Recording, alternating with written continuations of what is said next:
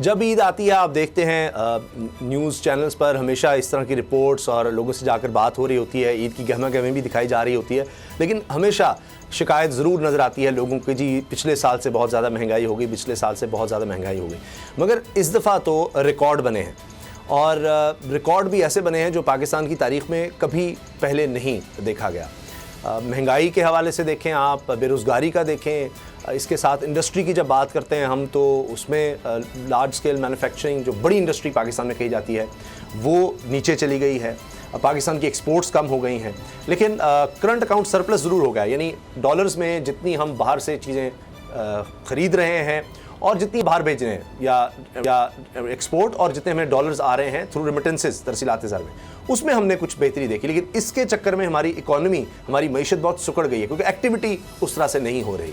तो एक साल ये हुकूमत का यकीनन बहुत भारी गुजरा है लोगों पर और हुकूमत को ख़ुद इस चीज़ की काफ़ी ज़्यादा समझ है, इसी वजह से वो इलेक्शन से भाग रही है। लेकिन मुज़म्मिल, पहले तो अगर हम मईशत की बात करें, कहते हैं जी हम जब आए तो बहुत ज़्यादा मसाइल थे, इमरान खान साहब ने पेट्रोल सस्ता कर दिया था, उसकी वजह से बहुत ज़्यादा हुआ, IMF हमसे मान नहीं रहा, अब बड़ी सख्त शराइत रख रहा है।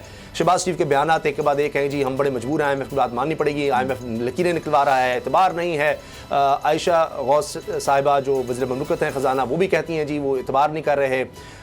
इसहाक डार की भी स्टेटमेंट्स। लेकिन ओवरऑल मजबूरियाँ अपनी जगह, 1 से 10 ये एक साल आप कितना रेट करेंगे?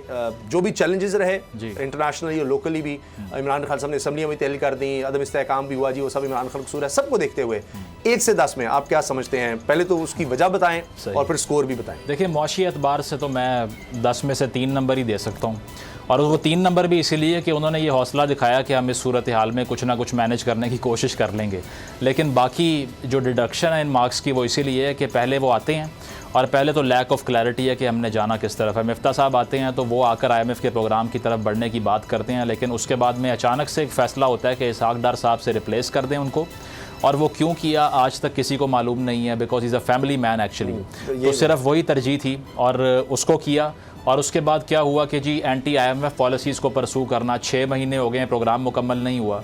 दूसरी चीज़ ये है कि इन्फ्लेशन रेट आपसे कंट्रोल नहीं हुआ। तीसरी चीज़ ये है कि अगर आपने दोबारा से इस साल के वस्त में IMF में जाना है तो 2019 का प्रोग्राम अब तक $6 अरब का मुकम्मल नहीं हुआ। तो इसका मतलब यही है कि आपके पास लॉन्ग टर्म प्लान कोई भी नहीं था। और जिस लिहाज से आपने बंदों को लगाया, इसहाक डार साहब का जो बहुत बड़ा आपने कैरिज़मा बनाया था कि वो डॉलर को 200 से नीचे ले जाएंगे, वो 300 के करीब पहुंच गया। तो ये सारे जो फेलियर्स हैं, फिर दूसरा गंदम का जो क्राइसिस आया सारा, उसमें लोग मरे। इसके अलावा इन्फ्लेशन जो हमने देखी है, जो डॉलर की प्राइजेज़ हों वो अनप्रेसिडेंटेड थी कि आज तक पाकिस्तान की तारीख़ में यहाँ तक नहीं पहुँची। तो बेशक अगर आपको इल्म था कि इस नैच पे हालात पहुँच रहे हैं तो आप अपने सर पे तभी लेने आए थे ना जब प्लान होता आपके पास। तो इसमें तो ऑब्वियसली जो गवर्नमेंट स्पेंडिंग है नंबर 1, उसको ये कम नहीं कर सके जो ये अखराजात करते हैं।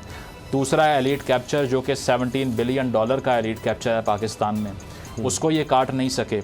और तीसरी चीज़, एक बड़ा इशू जो रशियन ऑयल का था, जो इन्होंने कहा कि आते साथ हम वो लेकर आएंगे, अब तक कोई डील जो है वो उस पर कहते तो हैं कि पेशरफ्त हो रही है, मई का सुन रहे हैं, मई में आ जाएगा, अगले महीने आ जाएगा, लेकिन अब तक नहीं हुआ। अगर ये बात कर रहे थे, क्लेम कर रहे थे, तो पाकिस्तान का सबसे बड़ा इंपोर्ट बिल जो है वो 2 चीज़ों पर है, एक तो हथियारों पर है और दूसरा जो है वो ऑयल पर है। तो ऑयल का अगर इंपोर्ट बिल कम करना था तो बड़ा क्रूशल था रशियन ऑयल, लेकिन वो अब तक नहीं आ सका। तो इन सारी परफॉर्मेंसेस के बाद मुझे लगता है कि इतने मार्क्स ये डिज़र्व करते हैं। आप शायद इससे डिसएग्री करें, आपका भी टेक सुन लेते हैं।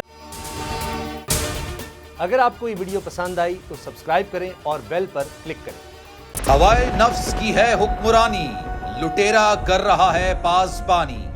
बोल न्यूज के मार्केटिंग हेड आकाश राम ताहाल लापता, तफ्तीशी इदारे जवाब देने से कासिर, अहले खाना परेशान, बेटे की जुदाई में माँ गम से निढाल। जो बच्चों हिंदू पर आए थे जो को पाकिस्तानी, मुझे मेहरबानी करे पंहिंजो आकाश वापस कयो।